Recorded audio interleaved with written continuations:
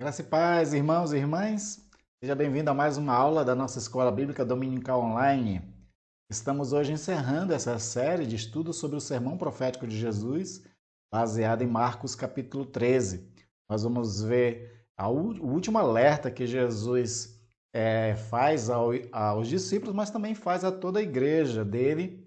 E esse alerta é muito importante em vista de tudo que ele já disse sobre os eventos finais que começou na época dos apóstolos e ia até a sua segunda vinda. Então, ele muito preocupado com o que a igreja podia pensar, ansiedade, medos, perseguições e muitas coisas, conseguiu dar alguns alertas.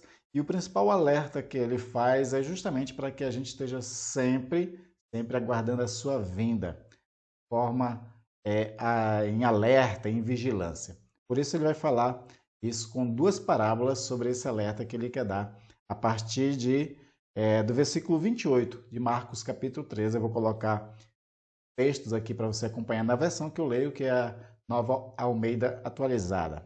E diz o seguinte o texto: Aprendam, pois, a parábola da figueira. Quando já os seus ramos se renovam e as folhas brotam, vocês sabem que o verão está próximo. Assim também vocês, quando virem acontecer estas coisas, saibam que está próximo às portas. Em verdade, lhes digo que não passará esta geração sem que tudo isto aconteça. Passará o céu e a terra, porém as minhas palavras não passarão. Continuando no versículo 32, ele diz: Mas a respeito daquele dia ou da hora, ninguém sabe, nem os anjos no céu, nem o filho, senão o Pai. Estejam de sobreaviso e vigiem, porque vocês não sabem quando será o tempo. É como um homem que, ausentando-se do país, deixa a sua casa, dá autoridade aos seus servos, a cada um a sua obrigação, e ao porteiro ordena que vigie. Portanto, vigiem, porque vocês não sabem quando virá o dono da casa, se há à tarde, se há meia-noite, se há o cantar do galo, se pela manhã, para que, vindo ele inesperadamente, não encontre vocês dormindo. O que, porém, digo a vocês, digo a todos: vigiem. Então, nós vamos meditar um pouco nesses textos que Jesus está ensinando aos discípulos, a importância deles e o encerramento dessa série de estudos que nós estamos fazendo sobre o sermão profético e terminar esse estudo com uma recomendação de Jesus para como nós devemos viver a vida aqui até essa segunda vinda, enquanto se cumpre todas essas profecias que ele mesmo disse. Mas antes de a gente começar a meditar, vamos orar ao Senhor, pedir dele a graça, sabedoria do Espírito para entendermos a sua palavra. Oremos. Pai amado, santo e agradável Senhor, é poder, Senhor, sentar-se, abrir a Bíblia e poder, Senhor, ouvir a tua voz através das Sagradas Escrituras. Às vezes, ó Deus, elas não são tão claras para nós. Por isso pedimos que o Espírito Santo esteja nos auxiliando, Senhor, na compreensão. Que esse mesmo Espírito também nos edifique quanto às verdades, ó Deus, sendo ensinadas. É em nome de Jesus que nós pedimos auxílio, clareza, Senhor, e entendimento para a tua Sagrada Escritura. Amém. Amém. Então Jesus ele vai agora, nesse momento final do sermão profético, alertar o discípulo a respeito de algumas coisas. Qual é a posição, que tipo de atitude os discípulos devem ter depois de Jesus já ter dito, nesse sermão profético, eventos futuros que iam acontecer ainda na época dos apóstolos e que ia percorrer toda a história da igreja, da humanidade, até a sua vinda. Depois de ele ensinar tudo isso, ele quer que essa igreja ela se mantenha alerta. E ele vai falar isso contando duas parábolas. A primeira parábola é a parábola da figueira. A figueira era uma das plantas características da Palestina, juntamente com a videira e com a oliveira. Eram três árvores muito conhecidas do povo judeu, principalmente daquela região ali da Palestina, onde Jesus, por exemplo, está ensinando o seu sermão. E a exaltação de Jesus, no caso, não é a exaltação, mas o exemplo que Jesus dá para aquilo que ele quer ensinar. com o exemplo da figueira, porque ela se distingue nas 3 árvores que é as mais comuns, ela se distingue das outras 2. A figueira ela se distingue tanto da oliveira quanto também da videira, porque a videira e a oliveira, elas têm folhas perenes, ou seja, as folhas caem, mas ela não cai todas as folhas. A árvore fica sempre cheia de folhas, né? Já a figueira, quando se aproxima o inverno, que na data ali da região seria mais ou menos no mês de novembro, quando se aproxima o inverno, ela começa a perder todas as suas folhas, ela fica sem folha nenhuma. Diz alguns biólogos, inclusive, que algumas plantas, na época do inverno, ela deixa cair todas as suas folhas para poder manter-se a seiva na raiz e a árvore não morrer completamente. Quando se aproxima, então, a temporalidade da primavera ou do verão, aí que a seiva começa a subir para os galhos e ali começa a brotar novamente as folhas e também os frutos. E é exatamente isso que Jesus, é essa figura de linguagem que está pegando. Então ele diz que aprendam, pois, a parábola da figueira. Quando os seus ramos se renovam, as folhas brotam. Vocês sabem que o verão está próximo. Então, se em novembro começa o inverno, ela começa a cair. Quando chega lá para março, mais ou menos, que é a temporada que começa o calor devagarzinho, né? Esse calor está anunciando o verão. E é quando as figueiras, nesse período de março, ela começa novamente a renovar as suas folhas. Começa a brotar os primeiros ramozinhos ali. E também a própria figos também já brota nesse período com o início do verão. Jesus traz essa parábola para dar esse entendimento seguinte. Vocês sabem distinguir a temporalidade, as estações. Vocês conhecem figueiras. O povo de Israel conhecia muito bem essa linguagem que Jesus usa por conta de que eles sabiam que ia acontecer isso. Então, quando eles olhavam para uma figueira, quando começava a brotar as primeiras folhas, então eles sabiam dizer, olha, o verão realmente já está chegando. Jesus traz isso porque ele acabou de dizer um monte de sinais a respeito de alguns eventos, e principalmente da sua segunda vinda. E nós já estudamos isso em lições anteriores sobre esses sinais. Quando vocês verem esses sinais, é como se fossem as folhas que estão agora começando a se renovar, então é porque está às portas, ou seja, às portas da segunda vinda. Então isso é um alerta que Jesus está dando, não é? Esses sinais que eu dei para vocês é como as folhas renovadas da figueira. Quando elas brotam, quando os sinais acontecem, é porque já estou às portas. Já estou chegando. Estejam vocês de sobreaviso, é o que ele diz, né? E aí ele traz uma coisa interessante no versículo 30. Ele diz assim, em verdade, lhes digo que não passará esta geração sem que tudo isso aconteça.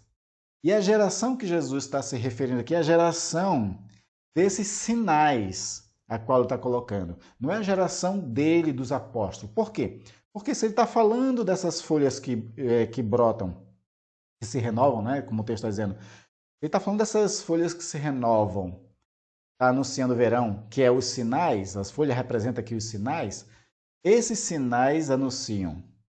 Então, a geração dos sinais é que tem que estar atento.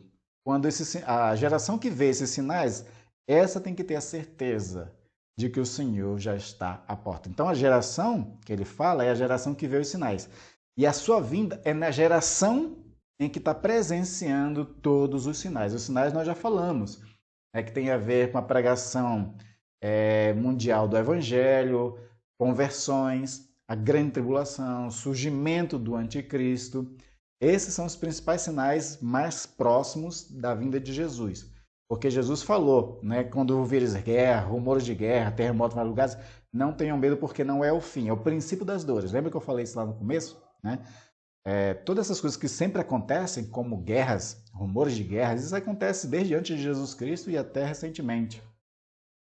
Essas coisas não definiam como um sinal para a sua vinda. Elas sempre vão acontecer e ele dizia logo no começo de Marcos sobre isso. Não se assustem, não tenham medo, isso é só as dores de parto. né? São princípios das dores. Ainda não é totalmente a minha vinda.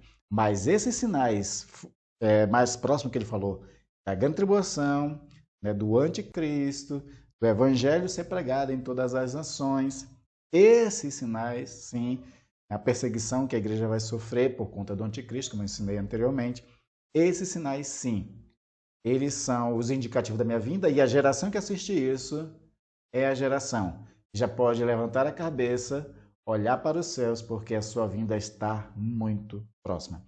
Então é isso que ele está dizendo, né? Aí ele reforça dizendo: passará o céu e a terra, porém as minhas palavras não passarão. Ele está dizendo isso. Mas, uma vez que são esses os sinais que mostram que Jesus está chegando, ainda assim nós temos que estar também alerta e não querer datar isso. Botar datas, como já houve pessoas, né, algumas pessoas dito profetas, que receberam revelação, que dataram com dia, mês e ano. Jesus ele corta completamente a possibilidade de botar uma data, e aí para isso ele traz também uma outra parábola sobre a questão da vigilância, onde ele começa no 32 dizendo o seguinte, ó: mas a respeito daquele dia ou da hora ninguém sabe, nem os anjos no céu, nem o filho, senão o Pai. Então ele fala aqui duas coisas: nem a hora e nem o dia. As pessoas não sabem. Mesmo que os sinais, eles são as evidências da vinda de Jesus. E aqui a geração que vê esses sinais é a geração que vai ver Jesus vindo, ainda assim não podemos ficar datando. O que nós temos que ficar é vigilantes, preparados para a sua vinda e para os eventos que vai estar acontecendo ali, para que a gente não perca a fé, porque a perseguição também será grande. Mas ele descarta completamente uma possibilidade de botar aqui data. E aí ele reforça essa ideia para que a gente não tenha essa pretensão, essa arrogância, né, de achar que sabe o dia e a hora, como algumas pessoas já fizeram isso. Ele diz assim, olha, se nem os anjos, nem o Filho do Homem, somente o Pai sabe, então quem somos nós para poder datar, colocar data, dia e hora da vinda de Jesus? Não podemos de forma alguma. Existe muita discussão sobre essa questão de que ele diz assim, nem o filho sabe, ou seja, ele dizendo a respeito de si mesmo que nem ele sabia a hora. Quando Jesus já morreu, ressuscitou, estava andando com os discípulos, antes de ascender aos céus, novamente os apóstolos perguntam de Jesus sobre quando é que ele ia restaurar o reino, a Israel, aquela coisa toda. Aí novamente Jesus fala para os apóstolos, olha, não cabe a vocês saber o dia e a hora. Jesus está reforçando aqui que a gente não tem que se preocupar com a hora. O que nós temos que nos preocupar é em estar preparado, sempre vigilante. Aí tem outras parábolas que falam dessa preparação, como a das 10 virgens, das lâmpadas, lembra das lâmpadas também? Todas são parábolas para alertar essa questão de estarmos preparados, mas não tem uma data definitiva. E é até conveniente que não tenha uma data definitiva, porque assim, se eu soubesse a hora e o horário que Jesus, né, o horário e o dia que Jesus viria, qualquer pessoa, né, um pouco mais, digamos assim, sem muito temor a Deus, vamos colocar dessa forma, viveria uma vida errada até o dia anterior à vinda de Jesus, por exemplo, né? Se soubesse a data. Viveria essa vida toda errada e no dia anterior se converteria, né? Para poder ter a salvação. Mas isso impossibilita de a gente viver uma vida de qualquer jeito, porque Jesus pode vir a qualquer hora como um ladrão na noite, que é o que a parábola vai dizer. Mas a discussão sobre essa questão de que nem um filho sabe, como eu estava colocando, existe muita polêmica sobre isso, né? E uma das interpretações que se tem é que Jesus está se referindo aqui ao Filho do Homem, ele enquanto ser humano, humanamente falando, ele não sabia. Ele sabe como Deus, porque ele e o Pai são um. Você está dizendo aqui, o Pai sabe? Ele sabe enquanto um ser divino, enquanto o segundo integrante da Trindade. Mas ele estava se referindo aqui ao Filho meramente humano, não sabia, né? Mas isso não é uma discussão que tenha que tirar, nos faça perder o sono, digamos assim. Isso é muito pouco relevante, porque o que Jesus quer dizer, a ênfase que ele dá, é justamente isso, né? Ninguém sabe a não ser o Pai. Então não fiquem, não é, caindo nos discursos de falsos profetas, falsos cristos, de falsos pastores, falsos mestres, que vão datar. Não caiam nessa, é isso que ele quer dizer. E aí então ele vai dar essa nova explicação a partir de uma parábola para essa vigilância constante. A partir do 33, ele diz assim: estejam de sobreaviso e vigiem, porque vocês não sabem quando será o tempo. Aí né? É como o homem que, ausentando-se do país, deixa sua casa, dá autoridade aos seus servos, a cada um a sua obrigação, e ao porteiro ordena que vigie. Portanto, vigiem, porque vocês não sabem quando virá o dono da casa, se é à tarde, se é à meia-noite, se é o cantar do galo, se pela manhã. Né? Então, ele coloca claramente aqui essa parábola, né, para dar essa ênfase da preparação. A parábola é o seguinte: um homem, que pode ser o próprio Jesus aqui na parábola, né, ele resolve se ausentar para longe, vai passar um longo tempo. Os textos paralelos de Marcos, lá em Mateus e Lucas, fala assim de que é um longo tempo. Então, ele ia viajar um longo tempo e dar a casa para os seus servos cuidarem da casa. E aos servos ele dá tarefas e ao vigilante ele diz que vigie. Vamos pensar um pouquinho como é que era a casa de uma pessoa mais próspera, né, financeiramente falando, nessa época que o texto é escrito. Geralmente essas casas elas tinham muros ao redor, né, delas que já era uma primeira proteção. Muros, portões, muros bastante altos. Os muros de antigamente eram bastante altos porque existia perigo de invasões de inimigos ou pessoas roubarem colheitas. Então tinha muros altos e esse muro ficava sob a extensão de toda a propriedade. No meio do terreno ou da propriedade é que ficava a casa. Só que existia mais próximo do portão de entrada do muro uma casa menor que era do vigia. Então existia a primeira proteção, que era o muro, e aí tinha o vigia como uma segunda proteção. E esse vigia, ele era uma espécie de sentinela, tinha uma espécie de torre também, onde ele tinha que ficar sempre acordado, porque se invasores tentassem invadir pulando o muro ou arrombando o portão, da onde ele estava ele poderia ver e gritar, soar um alarme, uma trombeta, qualquer coisa desse tipo, anunciando os que estavam na casa para se preparar do perigo, da coisa que estava acontecendo. Era essa que era mais ou menos a estrutura e a configuração das casas antigas para o nosso entendimento. Se nessa situação o vigia dormisse e as pessoas invadissem, quem estava na casa ia ser pego totalmente de surpresa. Né? Totalmente de surpresa. E aí, então, a recomendação que o dono da casa dá para esses seus servos, inclusive para o vigia, é que ele vigie, ou seja, que ele não durma. Se ele dormisse, isso era uma desobediência velada ao seu dono e uma desobrigação disso. Né? Aos integrantes da casa, ele dava autoridade para essas pessoas e dava tarefa para essas pessoas fazerem. O que a parábola coloca para nós aqui tem algumas coisas muito interessantes para a gente observar. Né? Primeiro, é a ausência do dono da casa de Jesus Cristo, que é Jesus Cristo. Ele se ausenta nesse sentido físico, ele permanece com a sua igreja espiritualmente, né? Mas fisicamente ele se ausenta, vai reinar no céu com Deus e ele deixa a igreja aqui na terra, né? E para cada pessoa da igreja ele dá uma tarefa, ele dá um dom espiritual, dá um talento e ele espera que todos nós desenvolvemos esse talento. Por exemplo, esse texto de Marcos 13 ele tem paralelo com Mateus 25 e com Lucas também. E nas parábolas desses outros evangelhos, esses textos proféticos nos outros evangelhos, eles são complementados, por exemplo, com a parábola dos talentos, que é também um homem que se ausenta também, entrega talentos aos seus servos e quando volta ele pede prestação de contas.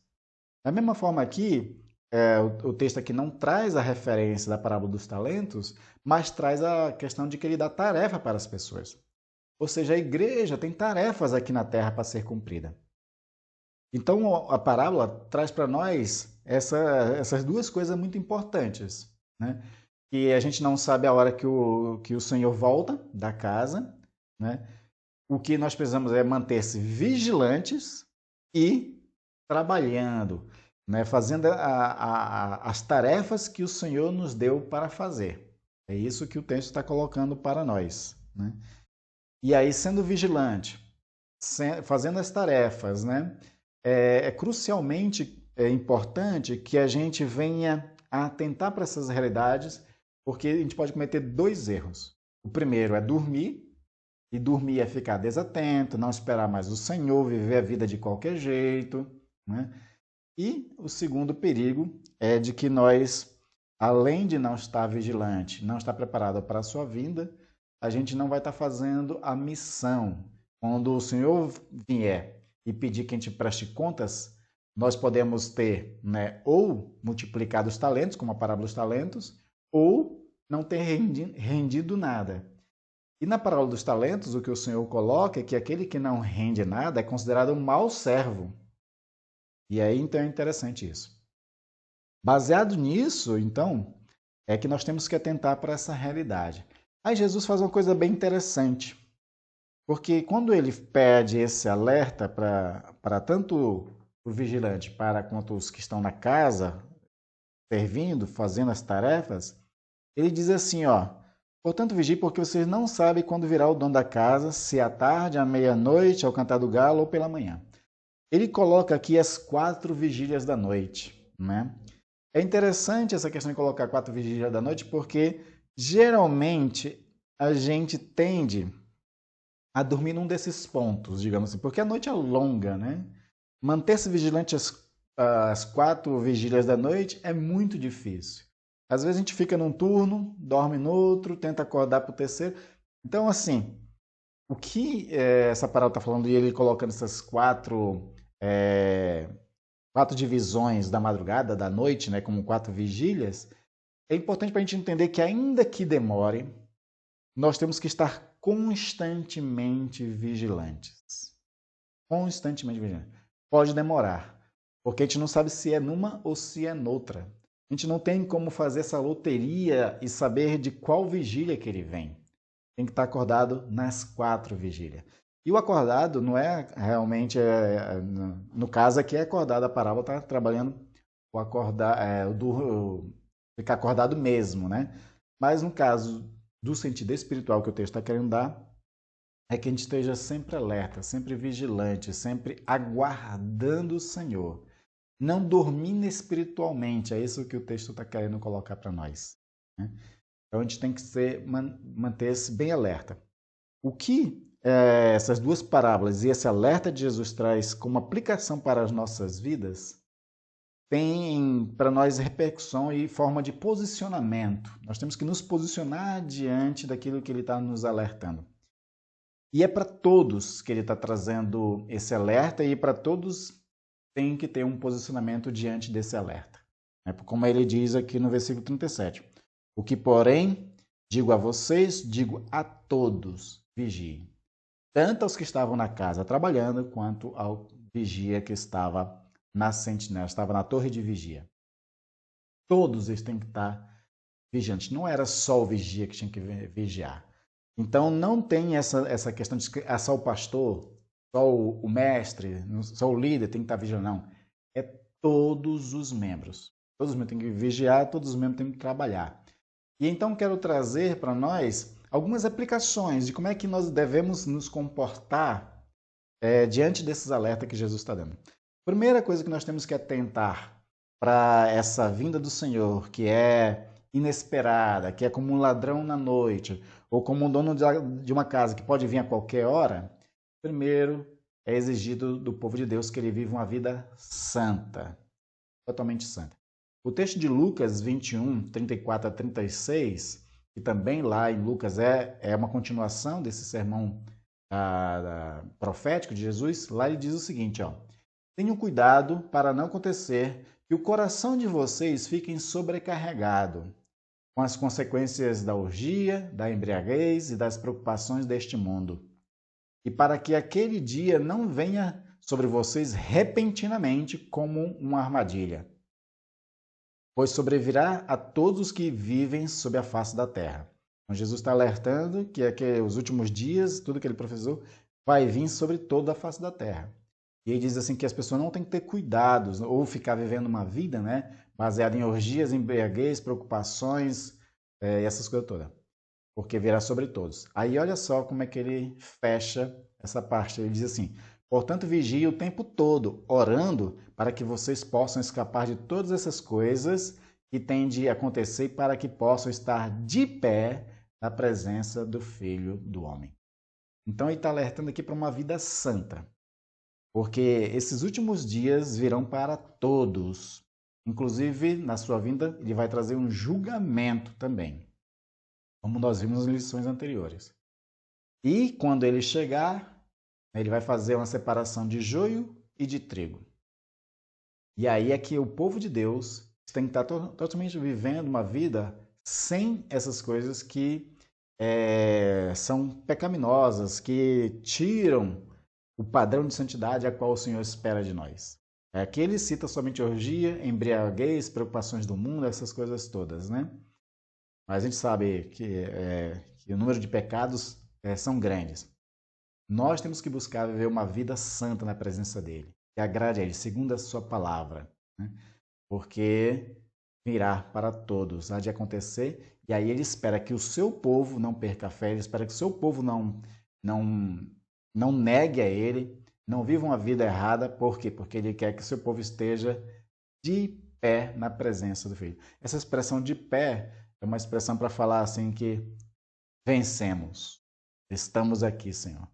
E aí, como você já deve ter lido lá em Apocalipse do capítulo 2 e capítulo 3, é quando ele escreve, né, o Senhor Jesus ele manda João escrever as 7 igrejas do Apocalipse. No final de cada carta à igreja de Apocalipse, ele dizia: ao vencedor darei tal coisa. 7 vezes ele diz isso. Esses que se mantêm de pé são os vencedores e vai receber do Senhor galardões. Isso, né, é uma das consequências, viver uma vida santa no Senhor. Tem outros textos que reforçam essa questão da santidade, como o 2 Pedro, capítulo 3, versículo 10 a 12, que diz o seguinte: porém o dia do Senhor virá como um ladrão. Naqueles dias os céus passarão como um grande estrondo, e os elementos desfalecerão pelo fogo. Também a terra e as obras que nele existem desaparecerão. Está falando aqui da vinda do Senhor, né, que virá como um ladrão, né, e aí vai ser abalado os poderes dos céus, como nós já vimos em lições anteriores. Mas olha o alerta que ele dá aqui, Pedro. Uma vez que tudo será assim desfeito, vocês devem ser pessoas que vivem de maneira santa e piedosa, esperando e apressando a vinda do dia de Deus. Então ele está dizendo essa ênfase. Naquele dia, para aquele momento, nós devemos viver uma vida santa e piedosa. Essa vida santa e piedosa, a pregação do Evangelho, a gente apressa a vinda do dia do Senhor, segundo Pedro. Santidade é uma das coisas que o Senhor espera de todos aqueles que vão estar, não só na época da vinda dele, mas por todo o período histórico, né? Por exemplo, se Jesus não vier na nossa geração, isso não nos desobriga de viver de uma vida santa. Temos que viver uma vida santa também. Mas principalmente esses que vão ser a geração da vinda de Jesus, porque vai ter muita perseguição, vai ter enganações. Lembra que eu falava, né?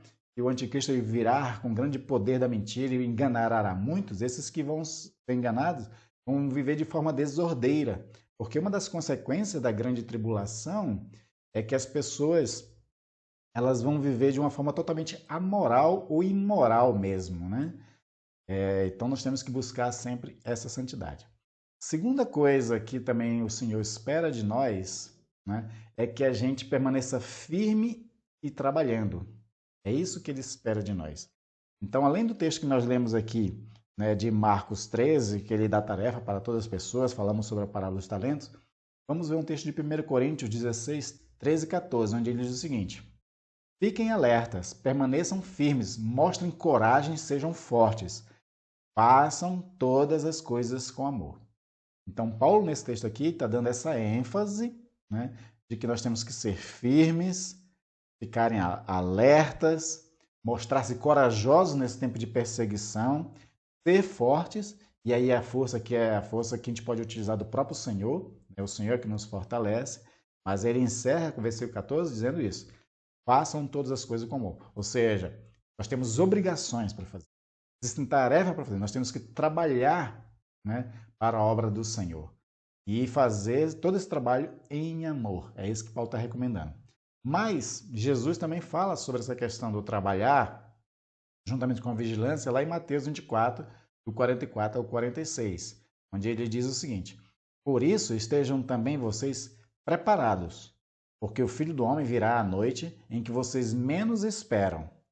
Quem é, pois, o servo fiel e prudente, a quem o Senhor deixou encarregado dos demais servos para lhe dar o sustento a seu tempo? Aí olha como ele encerra. Bem-aventurado aquele servo a quem seu Senhor, quando vier, achar fazendo assim. Fazendo assim o quê? Trabalhando, cuidando das coisas do Senhor. Paulo disse que nós somos dispenseiros da multiforme graça de Deus. Dispenseiro é aquele que cuida da dispensa. O Senhor ele está concedendo graça de salvação ao mundo, ele dá dons espirituais. Né? Nós temos essa obrigação de fazer com que o evangelho do reino transforme vidas. Isso é a graça do Senhor. Nós somos o dispenseiro dessa graça e nós temos que trabalhar, fazer tudo com amor, para quando ele chegar, ele encontre todos nós fazendo isso, fazendo a sua obra, cumprindo a missão aqui no mundo. Então, a vinda do Senhor Jesus Cristo, onde ele vier em toda a sua glória para julgar o mundo, para ressuscitar os que morreram em Cristo, para nos transformar os vivos que estiverem vivos na sua vinda, todos esses, né, na sua vinda, temos que estar preparados dessas formas, vivendo uma vida santa, vigilante e trabalhando. É isso que ele espera de nós. Não é para a gente ficar com medo, não é para a gente ficar amedrontado, não é para que a gente se assuste, se desespere com o final da história, com a grande tribulação, com o surgimento do anticristo, nada. Ele quer que a gente, em vez de assustados, fiquem firmes, vigilantes, vivendo a vida santa e trabalhando. É isso que ele espera de cada um de nós. A igreja ela tem uma responsabilidade muito grande enquanto o Senhor não vem. Jesus ele fala esse sermão, tanto em Marcos quanto nos outros evangelhos, de forma generalizada, porque o que a igreja tem que realmente se preocupar é com a missão que ela tem que cumprir. É interessante, é curioso a gente querer saber do tempo futuro, mas como Jesus fala aos apóstolos lá em Atos capítulo 1, antes nós temos que estar trabalhando, antes nós temos que estar fazendo a obra do Senhor. Não cabe a nós saber os tempos e as estações que o próprio Pai estabeleceu, como Jesus diz aos apóstolos lá em Atos 1. Mas antes, ele diz assim: aguardai até que do alto seja revestido de poder, para que vocês sejam minhas testemunhas em Jerusalém, Judéia, Samaria e até os confins da terra. É isso que o Senhor quer da sua igreja. Então, nós trouxemos esses estudos nessa série sobre o sermão profético de Jesus, mas com a intenção de acalmar o coração, porque o início da pandemia trouxe muita gente falando muita coisa, assustando as pessoas. Eu mesmo ouvi muitos áudios em WhatsApp ou coisas na internet, pessoas interpretando erradamente as Sagradas Escrituras, amedrontando as pessoas, enquanto que o que Jesus espera de nós é que a gente cumpra a nossa missão. E aquilo que nós explicamos, baseado nesse sermão profético de Jesus, é somente para que a gente tenha um norte. Porque o próprio Senhor Jesus, Paulo, João, nenhum detalhe assim, sabe, data por data as coisas, evento por evento, não. Eles dão aquele panorama geral do final dos tempos. Esses panoramas geral do final dos tempos já é para nós, pelo menos um alerta de algumas coisas. Elas são, como Jesus está dizendo, as folhas que estão se renovando da figueira. Quando essas folhas brotam, é porque está chegando o verão. Quando esses eventos generalizados que estão aqui nos textos estiverem acontecendo, é para que a gente entenda que já está a porta vinda dele e que a gente ainda reforce uma vida de santidade, uma vida de pregação do evangelho, para que o evangelho chegue a mais pessoas possíveis. É o momento que a gente tem que buscar no Senhor força para permanecermos firmes nele e fazendo tudo em amor, como Paulo recomenda lá em 1 Coríntios 16, 13 e 14. Amém, queridos? Então era isso que eu queria trazer para vocês nesse término dessa série sobre o Sermão Profeta de Jesus. Eu espero que tenha sido proveitoso para você, eu espero que tenha entendido aquilo que nós ensinamos, até onde a gente podia, né, explicar, porque eu não sou de especular, fazer interpretações especulativas em cima do texto. Eu só consigo explicar o que o próprio texto diz para cada um de nós, né? Eu espero que tenha sido bom para você. Se surgiu alguma dúvida, se ficou alguma dúvida, se alguma coisa eu deixei de comentar baseado em um conhecimento que você tenha, mas não tem total certeza, faça pergunta nos comentários aqui, né, desses vídeos, porque quando você comenta lá, ele chega para a gente e aí, no outro momento, eu posso estar explicando para vocês. Amém, queridos? Deus abençoe a sua vida. Semana que vem nós começamos uma nova série e eu espero tê-los conosco também para juntos aprendermos da palavra do Senhor. Deus abençoe.